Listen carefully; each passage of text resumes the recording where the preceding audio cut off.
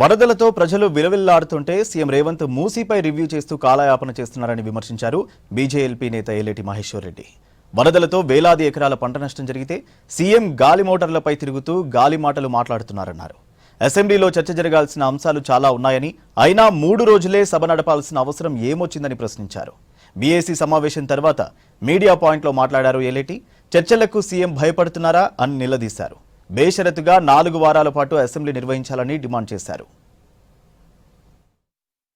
అసెంబ్లీలో ప్రజా సమస్యలను చర్చించే దమ్ము లేనటువంటి ఈ రాష్ట్ర ప్రభుత్వం సమస్యల నుంచి పారిపోతూ సమస్యల మీద చర్చించడానికి వర్షాకాల సమావేశాలని కేవలం 1-2 రోజుల్లో పూర్తి చేసుకునేటువంటి ప్రయత్నం చేస్తా ఉన్నారు.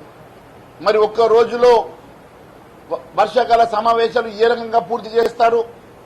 అనేకమైనటువంటి సమస్యలు ఉన్నాయి.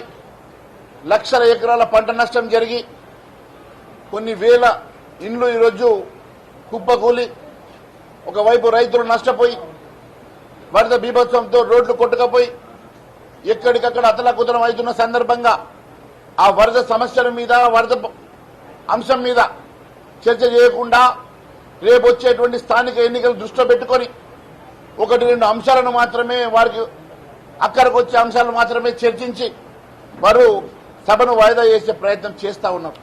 అదే మాదిరిగా భారతీయ జనతా పార్టీ తరఫు నుంచి 30 సమస్యల గురించి చర్చిద్దామని చెప్పి 30 రోజులు సభ జరపాలని చెప్పి మేము కోరితే వారు తప్పించుకునే ప్రయత్నం చేస్తా ఉన్నారు.